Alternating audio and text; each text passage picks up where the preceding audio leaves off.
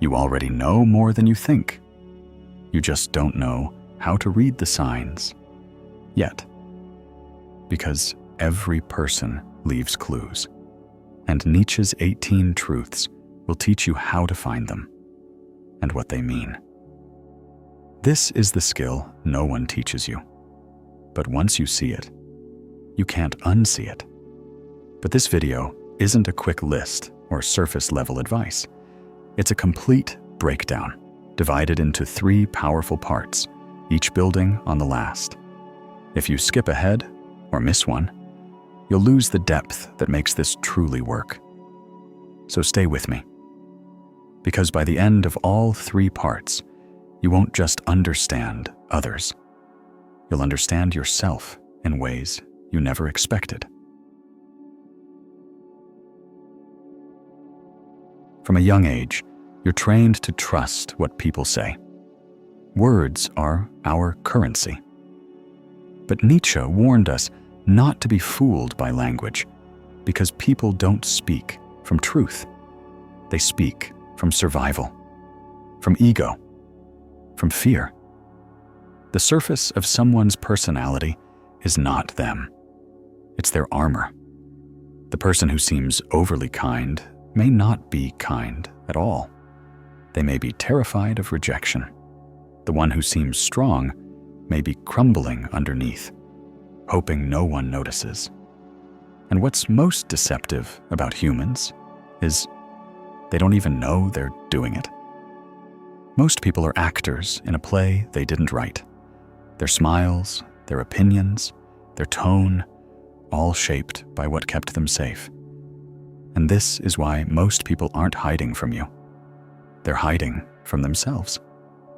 Nietzsche once said, "Every profound spirit needs a mask." But he didn't mean that as an insult. He meant it as a warning to not confuse the mask with the person.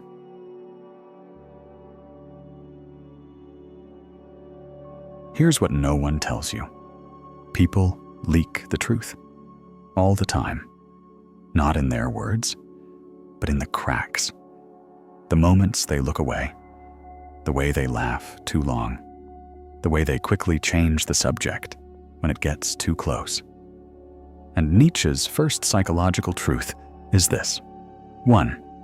Everyone wears a mask to survive. Not because they're fake, but because they're scared. To survive society, people create a version of themselves they hope will be accepted. But masks aren't perfect. They slip. And the first sign of truth is tension. Watch for what makes someone uncomfortable. That's where the real person begins. 2. What someone hates in others reveals what they're hiding in themselves. This is one of Nietzsche's sharpest insights: projection. When someone constantly mocks arrogance, they're often insecure about their own self-worth. When someone can't stop pointing out dishonesty in others, they're usually hiding a truth they haven't faced. We hate in others what we're afraid to admit in ourselves. So when you want to read someone, don't just look at what they admire. Look at what they criticize. And why? 3. Silence reveals more than words. Nietzsche didn't believe truth came from talking. In fact, he saw language as a tool of the herd, often used to avoid confronting reality. When someone pauses before answering, when they dodge certain topics, when they give short, rehearsed replies to deep questions, that silence is louder than speech. A person avoiding vulnerability is revealing everything about what they fear. 4. Excessive virtue is often disguised vanity. Be wary of the person who loudly proclaims their purity, the one always correcting others, always preaching. Nietzsche called this the will to power in disguise. Sometimes morality becomes a mask for superiority. The louder the virtue signal, the more likely there's something being hidden behind it. Real goodness doesn't need applause. 5. People don't lie to you first. They lie to themselves. This one changes everything. The lies you hear from people, "I'm fine, I'm over it, I don't care," aren't lies to hurt you. They're lies they've rehearsed so often, they believe them. Nietzsche understood self-deception not as evil, but as defense, a way to keep functioning in a painful world. So when someone's story doesn't quite add up, don't assume they're trying to deceive you. Realize they've been doing it to themselves far longer. And that's what makes reading them possible, because the inconsistencies reveal the truth. 6. Where someone feels superior, they're hiding inferiority. This is pure Nietzsche. He believed that superiority is often overcompensation. If someone constantly reminds you of their accomplishments, they likely fear they're not enough. If someone puts others down casually, they're probably terrified of being overlooked. Real confidence doesn't compete, it just is. So if someone needs to dominate, control, or prove, look deeper.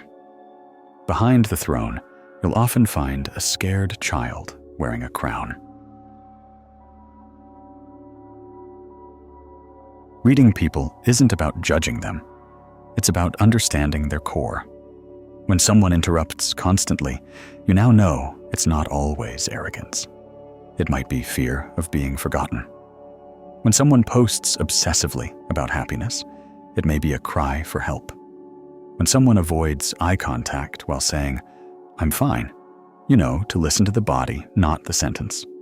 Use these truths not to gain power, but to extend compassion. Because the more clearly you see someone, the less likely you are to hate them. And that's Nietzsche's secret. He didn't want you to see through others so you could control them. He wanted you to see through them so you could stop being fooled and start connecting. And if you've ever looked at someone and felt like you were only seeing the surface, if you've ever wished you could decode what's really going on beneath the mask, drop a comment below. Let's talk about the moments when people showed you the truth without saying a word. And if this video helped you see people differently, subscribe. There's much more coming, and you'll want to see the rest of Nietzsche's truths unfold. It's one thing to notice the mask. It's another thing entirely to watch it crack. If you've ever paid attention, you've probably seen it happen. A flash of discomfort when someone's beliefs are challenged. The way their tone shifts when the subject gets too close. The nervous laugh that doesn't match the words. These moments aren't mistakes, they're clues. And if you know what to look for, you'll begin to understand that people aren't hard to read. They're just scared to be seen. In part 1, we explored how people build personas to protect themselves. But here in part 2, we go deeper into the places where those personas begin to break. Because Nietzsche believed that the self is not a stable thing. It's a performance, a stitched-together role meant to survive the world. And the moment it's threatened, the truth leaks out. Most actions are driven by fear. Let's start here, because it's more universal than you think. 7. Most actions are driven by unconscious fear.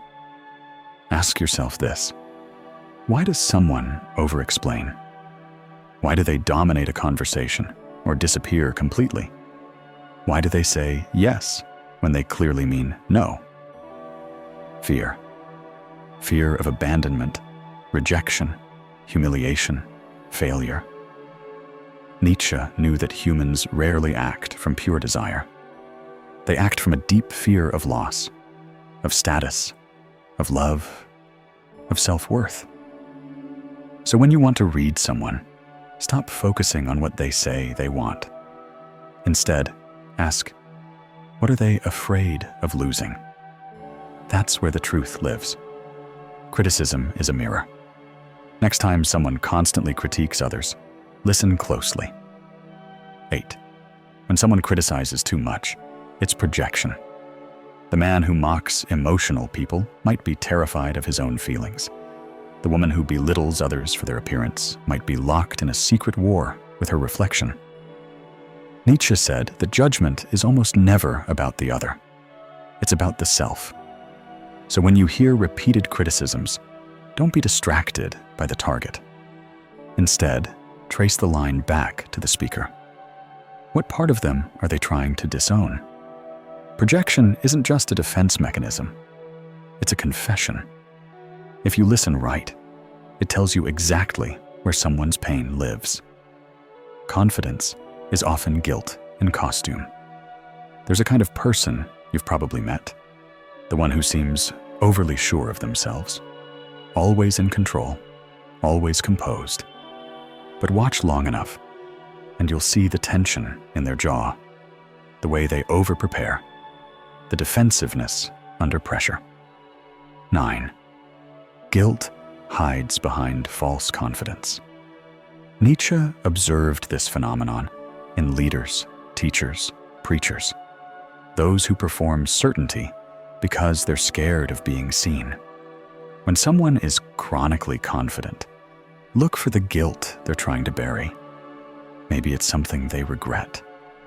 Maybe it's a version of themselves they're trying to prove wrong. Real peace doesn't perform.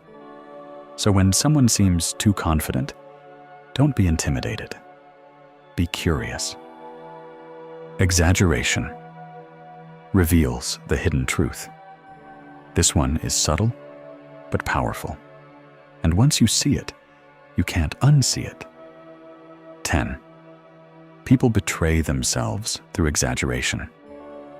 Someone who constantly says, "I don't care what anyone thinks," likely cares deeply.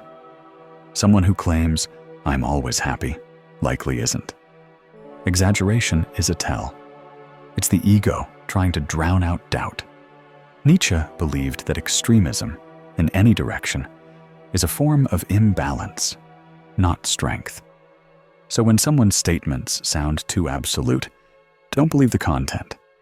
Read the insecurity underneath. Exaggeration is volume. The question is, what are they trying to silence? The desire for control masks inner chaos. Control. We seek it everywhere, in our jobs, our relationships, our routines. But some people crave it to the point of obsession, and that's a sign. 11. Those who seek control often fear inner chaos. Nietzsche saw this clearly. When the inner world is disordered, the outer world must be managed obsessively. If someone micromanages every detail, if they can't handle change, if they dominate people to feel powerful, it's not because they're strong. It's because something inside them feels out of control. So instead of fearing the controlling person, see them for what they are. Someone terrified that the moment they let go, it will all fall apart. The stricter the outer shell, the more fragile the inner self. Performance equals emptiness in disguise. This is one of Nietzsche's most haunting insights, and it applies more today than ever. 12. The louder the performance, the emptier the core. Look at social media. The endless look at me energy. The perfect poses, the constant updates, the curated identity. Nietzsche didn't see this as strength. He saw it as desperation. When someone is constantly performing, it's because they don't believe they'll be seen or loved without it. So they create noise, color, drama. But the person who truly knows themselves doesn't need to be watched. They're already whole. So when someone's life looks like a performance, remember this: it's not a show of power. It's a whisper of need. Putting it together. You're probably starting to feel it now, the shift. You walk into a room, and suddenly, the patterns speak louder than the words. You see someone interrupting constantly and realize they're terrified of being forgotten. You see someone who boasts endlessly and sense their invisible wound. You're not reading minds, you're reading the mask. And Nietzsche gave you the flashlight. This isn't just a skill, it's a responsibility. Because once you learn to see people clearly, you can't unsee it. And you'll begin to understand that most people are suffering quietly behind polished smiles. Reading them is not about gaining leverage, it's about offering grace. When you see the child behind the critic, the fear behind the bully, the guilt behind the arrogance, you don't become weaker, you become unshakable. Want more? If this part of the video opened your eyes, wait until the final part. Because in part 3, we strip away the final layer. We'll explore how people's deepest childhood wounds show up in their adult personalities, how their envy, their silence, their need to be remembered, all reveal their soul. You'll learn the final 6 truths that make you see people with absolute clarity. But more importantly, you'll understand yourself. By now, something in you has shifted. You don't just see people, you read them, not as villains, not as victims, but as humans trying to survive with masks they didn't even choose. But we're not done yet, because behind every behavior is a belief, and behind every belief is a wound. This final part is about learning to recognize the soul, the deep story that hides underneath the surface of everyone you meet. Nietzsche didn't just expose people's patterns, he illuminated where those patterns come from. Let's finish what we started. 13. No one speaks from logic, they speak from pain. You might think that people are rational, that they argue based on facts, make decisions based on reason. But Nietzsche believed otherwise. He believed that underneath every logical argument is an emotional wound. A person might say, "I don't believe in love, it's just a fantasy." But listen closely. They're not stating a fact. They're protecting a pain. People form their views based on what hurt them, then justify those views with logic. So when you want to understand someone's worldview, don't just ask what they believe. Ask what broke them. Ask what scared them. Ask what they never want to feel again. This changes everything. It shifts your focus from, "Why are they saying this?" to, "What are they afraid of repeating?" And suddenly, their opinions aren't threats. They're defenses. Their arguments aren't attacks. They're shields. And when you see that, you stop reacting. You start understanding. 14. How someone reacts to weakness reveals their power. Want to truly see someone's character? Don't watch how they treat powerful people. Watch how they treat someone who can't fight back.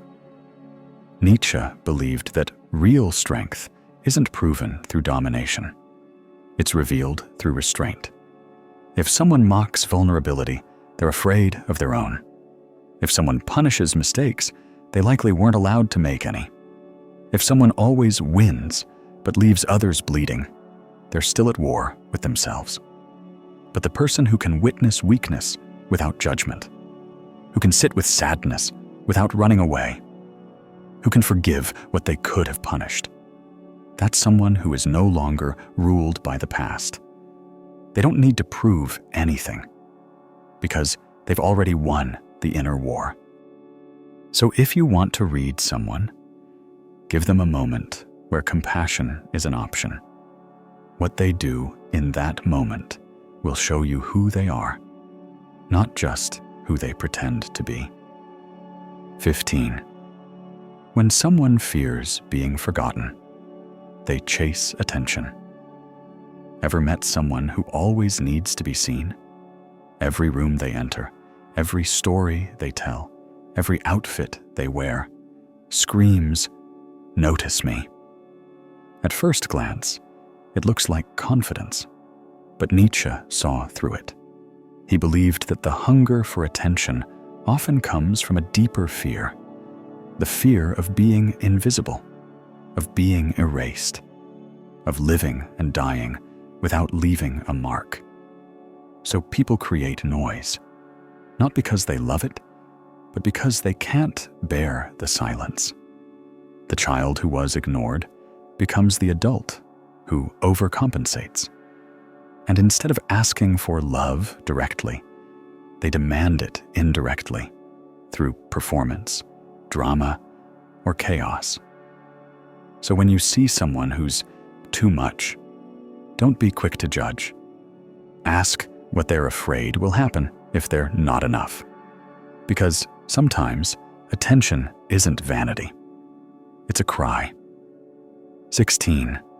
The person they attack is often the person they envy.